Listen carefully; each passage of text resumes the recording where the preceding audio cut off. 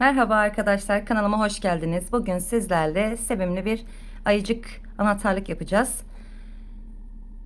Videoma geçmeden önce kanalıma abone olup videolarımı beğenirseniz çok sevinirim. Sormak istediğiniz sorularınızı yorum kısmında belirtebilirsiniz arkadaşlar. Seve seve yardımcı olmaya çalışırım. Başlayalım beraber. Kafa kısmıyla başlıyoruz öncelikli olarak. Sihirli halkayla başlıyoruz. Şöyle halkamı oluşturuyorum. Bir tane zincir çekerek sabitledim. İçerisine 6 tane sık iğne yapıyoruz. 1 2 3 4 5 6. Daha sonra ipimizi çekiyoruz, halkamızı kapatıyoruz.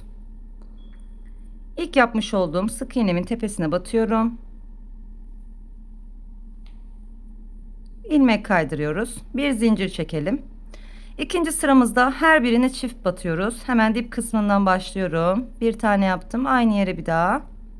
İkinciyi yaptım. Yanındakine geçiyorum. Bu ipi de arka taraftan yürütüyoruz. Bir tane yaptım. Aynı yere bir daha batıyorum. Bu sıramızı her birine çift batarak tamamlayalım. Sıramı tamamladım. İlmek kaydırdım. Bir zincir çektim. 12 tane sık iğnemiz oldu. Yine dip kısmından başlıyoruz. Bir tane tek yapıyoruz. İkincisini çift batıyoruz. Bu sıramızda bir tane tek örüyoruz. Bir tane çift örüyoruz. Sıra sonunda toplamda 18 tane sık iğnemiz olacak. Sıramı tamamladım. Bir sonraki sıramızdayız. Yine dip kısmına batarak başlıyorum. Bir tane tek ördüm. Yanına bir tek daha ördüm. Üçüncü sık iğneme çift yapıyorum. Bu sıramızda da iki tek bir çift olarak sıramızı tamamlayacağız. Sıra sonunda 24 tane sık iğnemiz olacak. Sıramı tamamladım. Bir sonraki sıramızdayız. Bu sıramızda da 3 tane tek yapıyoruz peş peşe. 2 ve 3. Dördüncüye çift batıyorum. Bu sıramızı da 3 tek bir çift şeklinde tamamlayalım. Sıra sonunda 30 tane sık iğnemiz olacak. Sıramı tamamladım. Bu sıramızda 4 tane tek yapıyoruz. 1 2 3 4 tane peş peşe tek ördüm. 5. çift yapıyorum. Bu sıramızı da 4 tek 4 tek bir çift olarak tamamlayacağız. Sıra sonunda 36 tane sık iğnemiz olacak. Evet, sıramı tamamladım arkadaşlar. Toplamda 36 tane sık iğnemiz oldu. Artırmalarımız bitmiştir şu anda. Düz öreceğiz. Her birine tek batarak sıramızı tamamlayacağız. Böyle her birine tek batıyorum. Artık artırma yapmıyoruz. Bu düz sıramızı toplamda 7 sıra boyunca öreceğiz. 7 sıra artırma yapmadan her birine tek batarak 36 sık iğnemizi tek tek öreceğiz arkadaşlar. Örüp gelelim. Sıramı tamamladım. 7 sıra boyunca düz bir şekilde ördük. Görüntüsü bu şekilde oldu. Gözlerimizi takacağız eksiltmelere geçmeden önce. Şöyle 2 tane kilit gözüm var. Bu şekilde bunları takacağız. Minik boyunu aldım arkadaşlar gözler için. İsterseniz yarım inci de kullanabilirsiniz. Göz takacağımız yerlere yarım inci de yapıştırabilirsiniz üst kısımdan. Şöyle sayıyoruz üst taraftan. Boşluk kısımlarından 1 2 3 4 5 6 7 8. Şu 8. aralığımıza gözümüzü takacağız. Şöyle önce birini yerleştireceğim. Şu kısımdan. Şöyle biraz tığımla genişletiyorum. Daha sonra gözümüzü şöyle çevire çevire içerisine yerleştiriyoruz. Evet, yerleştirdim.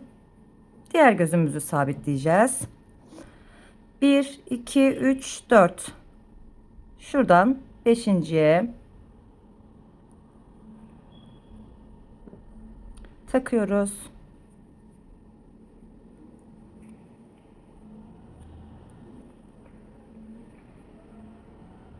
Evet. Gözlerimiz bu şekilde. Arka kısımlarını da sabitleyelim.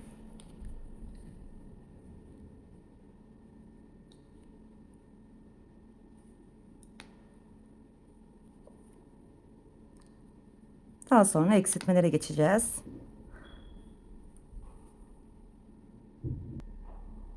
Şimdi eksiltmeleri nasıl yapıyoruz onu göstereceğim arkadaşlar. Son 4 tek bir çift yapmıştık. Şimdi 4 tane tek örüyorum. Yine dip kısmından başlıyorum örmeye. 1 2 3 4 tane tek ördüm. Eksiltmelerimizi şu şekilde yapıyoruz. Şuradaki sık iğnemizin sadece ön kısmını alıyorum, bakın. Arka kısmını bıraktım. Sadece ön kısmını aldım. Yanındaki sık iğnemin de yine sadece ön kısmını alıyorum. Arka kısmını bıraktım. Sadece ön kısımlarını alıyoruz. İpimizi arasından geçiriyoruz ve sık iğne yapıyoruz bu şekilde. Eksilttik. Bir kere daha göstereyim. 4 tane tek örüyoruz. 1 2 3 4. Eksiltme yapıyorum tekrardan. Hemen sıradaki sık iğnemin sadece ön kısmını alıyorum. Yanındakinin de sadece ön kısmını alıyorum. İkisinden bir ipimi geçirip sık iğne yapıyorum. Bu sıramızı 4 tek bir eksiltme olarak sıra sonuna kadar tamamlayalım. İçerisine de biraz elyaf dolduralım. Sıramı tamamladım. Biraz da elyaf doldurdum. Devam ediyoruz eksiltmelerimize. 3 tane tek öreceğiz. Bir tane eksiltme yapacağız. 2 3 tane ördüm. Yine aynı şekilde sadece ön kısımlarını alarak eksiltiyorum. Bu sıramızı da 3 tek bir eksiltme olarak tamamlayalım. Sıramı tamamladım. Bir sonraki sıramızdayız. Bu sıramızda da 2 tane tek yapıyoruz. Bir tane eksiltme yapacağız tekrar. Bu sıramızı da 2 tek bir eksilt olarak tamamlayalım. İçerisine elyaf dolduralım arkadaşlar. Kapattıkça daha düzgün dursun. Evet, sıramı tamamladım. Birazcık daha elyaf doldurdum. Son eksiltmemizi yapıyoruz. Bir tane tek örüyoruz. Bir tane eksiltiyoruz. Sıramızı bu şekilde tamamlayalım. Gelelim. Evet, eksiltmelerimiz bitmiştir arkadaşlar. Kafa kısmı bu kadardı. En son 12 tane sık iğnemiz kaldı. Devam ediyoruz. Gövdeyle birleşik öreceğiz kafa kısmını. 2 sıra düz örüyoruz. 12 tane sık iğnemiz var. Her birine tek batarak 2 sıra boyunca düz bir şekilde öreceğiz. Sıramızı tamamlayalım. Gelelim. Evet arkadaşlar, 2 sıra boyunca düz bir şekilde ördük. Bu şekilde boyun kısmını oluşturduk. Şimdi tekrar artırmaya geçiyoruz. Bir tane tek yapıyoruz. Bir tane çift yapıyoruz. Kafada yaptığımız gibi bir tek bir çift olarak sıramızı tamamlayacağız. Sıra sonunda 18 tane sık iğnemiz olacak. Sıramı tamamladım arkadaşlar. Şimdi bu sıramızda her birine tek batacağız. Yani düz öreceğiz bu sıramızda. 18 tane sık iğnemiz vardı. Yine 18 olarak bir sıra boyunca bunu örelim. Örüp gelelim arkadaşlar. Sıramı tamamladım. Bu sıramızda 2 tane tek öreceğiz. Bir tane çift yapacağız. Sıra sonunda 24 tane sık iğnemiz olacak arkadaşlar. 2 tek bir çift olarak sıramızı tamamlayalım. Evet, 24 tane sık iğnemiz oldu sıramızın sonunda. Bu sıramızda hiç artırma yapmıyoruz. Yine bir sıra boyunca düz bir şekilde her birini tek batarak örüyoruz. 24 tane sık iğnemizi yine 24 olarak bir sıra boyunca örelim arkadaşlar. Sıramı tamamladım. Bir sonraki sıramızdayız. Bu sıramızda yine artırma yapacağız. 3 tane tek öreceğiz. Bir tane çift yapacağız. 3 tane tek örüyorum peş peşe. Bir tane çift batıyorum. Sıra sonunda toplamda 30 tane sık iğnemiz olacak. Bu sıramızı da bu şekilde tamamlayalım. Gelelim. Evet arkadaşlar, sıramı tamamladım. Son artırmamızı yapalım. 4 tane tek örüyoruz. Bir tane çift yapacağız. 2 3 4 tane tek ördüm. Bir tane çift yapıyorum. Bu sıramızı da 4 tek bir çift şeklinde tamamlayacağız. Bu sıramızı bitirdikten sonra arkadaşlar 4 sıra boyunca arttırma yapmıyoruz. Düz bir şekilde her birine tek batarak örüyoruz. Toplamda 36 tane sık iğnemiz olacak. Sıramız bittikten sonra 36 olan sık iğnemizi 4 sıra boyunca düz bir şekilde örelim. Artırma yapmayalım. Evet arkadaşlar, 4 tek bir çift artırmamı yaptım. Daha sonra 4 sıra boyunca da düz bir şekilde ördüm. Görüntüsü bu şekilde oldu. Eksiltmelere geçiyoruz artık. 4 tane tek örüyoruz. Bir tane eksiltme yapıyoruz. Kafa kısmında eksiltmeyi nasıl yaptığımızı göstermiştim zaten. 4 tane tek, bir tane eksit olarak sıramızı tamamlayalım. Daha sonra içerisine elyaf dolduralım arkadaşlar. Sıramı tamamladım arkadaşlar. İçerisine de elyafımı doldurdum. Şu boyun kısmını iyi dolduralım arkadaşlar. Eksiltmeye devam ediyoruz. Bu sıramızda da 3 tane tek öreceğiz. Bir tane eksiltme yapacağız. Sıramızı tamamlayacağız. Yapıp gelelim. Evet, sıramı tamamladım. Şimdi 2 tek bir eksiltme yaparak sıramızı tamamlayacağız. 2 tane örüyoruz. Bir tane eksiltme yapıyoruz. Daha sonra içerisine birazcık daha elyaf dolduralım arkadaşlar. Ondan sonraki işlemde de bir tek bir eksiltme yapacağız. En sonunda da hepsini eksilteceğiz ve bitireceğiz arkadaşlar. Bu sıramızda 2 tek bir eksiltme yapalım. İçerisine elyaf dolduralım. Bir sonraki sıramızda bir tek bir eksiltme yapalım. Biraz daha elyaf koyabiliriz içerisine. En son hepsini eksiltiyoruz. İğne ile toparlayacağız. Evet arkadaşlar, hepsini eksilttim. En son alt kısmı bu şekilde. İğnemi taktım. Şöyle biraz uzunca ip kestim. Şöyle dışta kalan kısımlardan iğnemi geçiriyorum. Burayı kapatacağız bu şekilde. Arada bir tane boşluk bıraktım. Diğerine battım. Şöyle çekiyorum. Bir boşluk bıraktım. Diğerine batıyorum. Bu ipimizi de şöyle üstünden iğnemizden doladık. Çekiyorum. Şöyle sıkıştırdım. Orta kısmından iğnemi geçirdim. Herhangi bir yerden çıkarıyorum. Evet, alt kısmı bu şekilde oldu arkadaşlar. Kapattık. Şimdi kol yapımına geçeceğiz. Kol kısmı için sihirli halka yapıyorum tekrar. İçerisine 6 tane sık iğne yapıyoruz. 2 3 4 5 6 halkamı kapatıyorum. En başta yaptığım sık iğnemin tepesine batıyorum. İlmek kaydırdım. Bir tane zincir çekiyoruz. İkinci sıramızda ipimizi de yürütelim. Bir tane tek yaptım. Yanındakine çift batıyorum. Yani bir tek bir çift olarak sıramızı tamamlayacağız. Tek, bu da çift, bir tek, bu da son çiftim arkadaşlar. Çift battım. İlk yaptığım sık iğnemin tepesine batıyorum. İlmek kaydırdım. Bir zincir çektim. Şu şekilde örgümü çeviriyorum.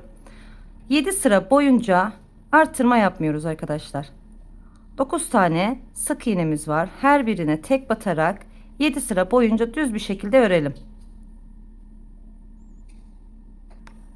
Evet arkadaşlar, 7 sıra boyunca düz bir şekilde ördük. İçerisine elyaf doldurmuyoruz kol kısmında. Bir tane zincir çektim. İlmek kaydıktan sonra bu uç kısımları karşılıklı olarak birleştiriyoruz. Şöyle sık iğne ile karşılıklı birleştiriyorum. 3 defa yapıyoruz bu işlemi. Daha sonra ipimizi kesiyoruz. Aynısından 2 tane olacak toplamda. Şimdi ayak kısmını göstereceğim. Sihirli halka yapıyoruz yine. Sabitledim. İçerisine yine 6 tane sık iğne. 2 3 4 5 ve 6.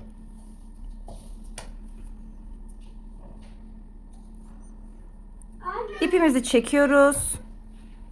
En başta yapmış olduğum sık iğnemin tepesine batıyorum. İlmek kaydırdık. Bir zincir çekiyoruz. Bu sıramızda da her birine çift batacağız. Sayımızı 12'ye çıkartacağız. Yapıp gelelim. Evet, 12 tane sık iğnemiz oldu. Bu sıramızda da bir tane tek, bir tane çift olarak sıramızı tamamlayalım arkadaşlar. Evet, toplamda 18 tane sık iğnemiz oldu. 18 tane sık iğnemizin her birine tek batarak bir sıra boyunca düz bir şekilde örüyoruz arkadaşlar. Evet, düz bir şekilde ördüm. Şöyle örgümü çeviriyorum. Bir tane tek yapıyoruz. Bir tane de eksiltme yapıyoruz. Bu sıramızı da bir tek bir eksilt olarak tamamlayalım. İçerisine az bir miktarda da elyaf koyalım arkadaşlar. Yapıp gelelim. Evet, sıramı tamamladım. İçerisine de şöyle biraz elyaf koydum. Bu sıramızda da hep eksiltme yapacağız. Eksiltme ile başlayıp eksiltme ile devam edip bitireceğiz. Yapıp gelelim. Evet, sıramı tamamladım. İlmek kaydırdım. Bir zincir çektim. Arkadaşlar geride 6 tane sık iğnemiz var. Bu şekilde bunların her birine tek batıyoruz. Düz bir şekilde 6 sık iğnemizi 6 olarak 5 sıra boyunca düz bir şekilde öreceğiz. Örüp gelelim arkadaşlar. Evet arkadaşlar, ayak kısmı bu şekilde oldu. Şöyle bu kısma elyaf koymuyoruz. Şöyle ipimizi dikim için biraz uzunca kestik. Aynısından bir tane daha yapıyoruz. Kulak kısmını göstereyim. Sihirli halka yapıyoruz tekrardan. İçerisine 6 tane sık iğne yapıyoruz. 2 3 4 5 6 halkamı kapattım. İkinci sıramızda arkadaşlar şöyle birleştirdim. Hepsine çift batacağız. 6 tane olan sayımızı 12'ye çıkaracağız. Sıramı tamamladım arkadaşlar. Bu sıramızda da bir tane tek, bir tane çift yapıyoruz. Sıramızı bu şekilde tamamlayalım. Sıramı tamamladım.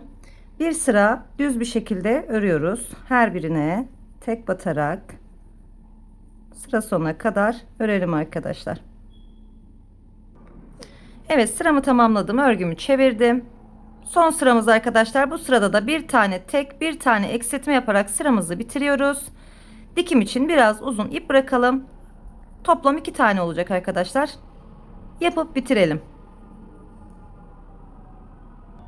Evet arkadaşlar, kulaklarımız da bu şekilde oldu. Şimdi burun kısmıyla ağız kısmını göstereceğim. Evet, sihirli halka ile başlıyoruz. Beyaz rengimi aldım.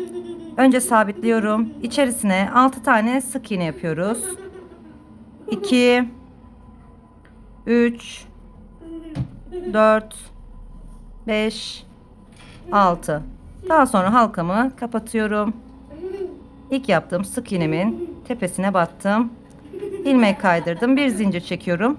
Bu sıramızda her birine çift batıyoruz. 12'ye çıkarıyoruz sayımızı. Sıramı tamamladım. Bir sonraki sıramızda bir tek bir çift olarak sıramızı tamamlayalım. Evet, beyaz ipimi kestim arkadaşlar. Bu şekilde son hale. Şimdi siyah kısımla üzerine işleme yapacağız. Şöyle arka taraftan, ortadan iğnemi geçirdim. Burada şu şekilde ipimi tutuyorum. Şu kısımdan, çaprazdan geçirdim.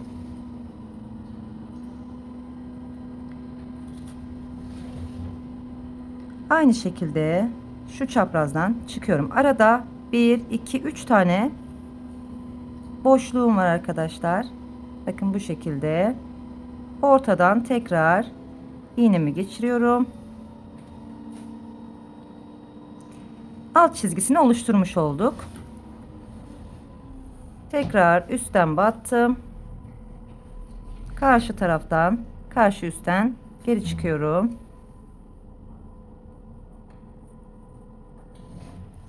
Şu orta kısımdan tekrar batacağım.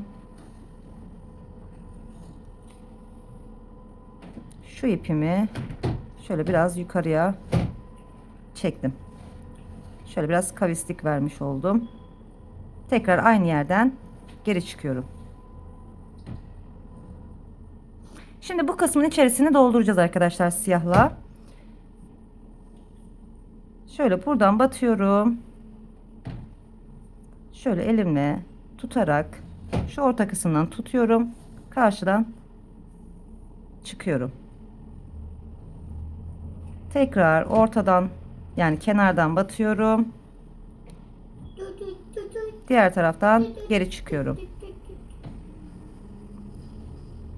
Buradan battım. Tekrar elimle tutuyorum. Buradan geri çıkıyorum. Bu şekilde buradan batıp karşı taraftan, çok sıkmayalım. ipimizi geri çıkarıyoruz. Bakın bu şekilde kapanıyor zaten. Buradan batıp buradan çıkartarak işlemimizi tamamlayalım. Evet, alt kısımdan çıkarıyorum ipimi. Şuradan ortadan tekrar geçiriyorum. Evet, burun kısmımız da bu şekilde oldu. Arkadaşlar buraya yapıştırma yapacağım. Silikonla yapıştıracağım bunu. Kol dikim yerlerini göstereyim. Arkadaşlar kolumuzu şu şekilde boyun kısmına dikeceğiz. Dikimi bu şekilde olacak. Sabitleyeceğiz. Diğerini de yine boyun kısmına bu şekilde sabitleyelim. Sabitleyip gelelim. Kollarını sabitledim arkadaşlar. Ayak kısımlarımızda şöyle bu şekilde ayaklarımızı da sabitleyeceğiz alt taraftan. Şu alt kısmın bitiş noktasıydı. Hemen bu yan taraflarından. Bakın burası bitiş noktası, kapattığımız yer. Burada yanından, diğerini diğer tarafından sabitleyelim. Evet arkadaşlar, ayak kısımlarını da böyle sabitledim. Ben kulaklarını da sabitledim. Burun kısmını yapıştırdım silikonla arkadaşlar. İsterseniz dikebilirsiniz ama silikonla yapıştırınca daha düzgün duruyor kenar kısımları. Kulak kısımlarını arkadaşlar, şurası gördüğünüz gibi orta noktamızdı. Başlangıç noktamız. Burada birinci boşluktan değil, ikinci boşluktan itibaren kulağımı sabitlemeye başladım. Sabitlemeye başladığım nokta, bakın birinci, buradan sabitlemeye başladım. 1, 2, 3. Şurada bitirdim. Şu aralıkta bitiriyorum arkadaşlar. Yani toplamda 1, 2, 3, 4 aralığın üzerine kulağımı sabitlemiş oldum. Diğerini de aynı şekilde sabitledik. Son olarak kaşlarımızı yapacağız. Bitireceğiz.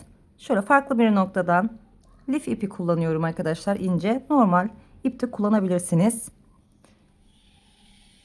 Şöyle gözün üst kısmından iğnemi geçiriyorum.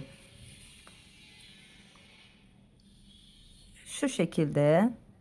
Bakın burası bitiş noktası gözümüzün. Onun bir yanından batıyorum. Karşı taraftan çıkıyorum. Bu şekilde. Aynı şekilde burada da aynı işlemi yapıyoruz.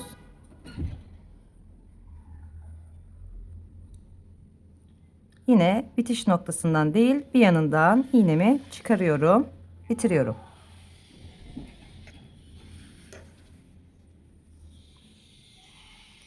İpimi de kesiyorum.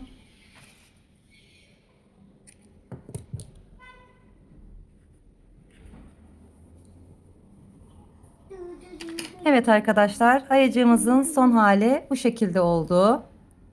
Umarım beğenmişsinizdir. Beni izlediğiniz için teşekkür ederim. Başka videolarda görüşmek üzere. Hoşça kalın. Allah'a emanet.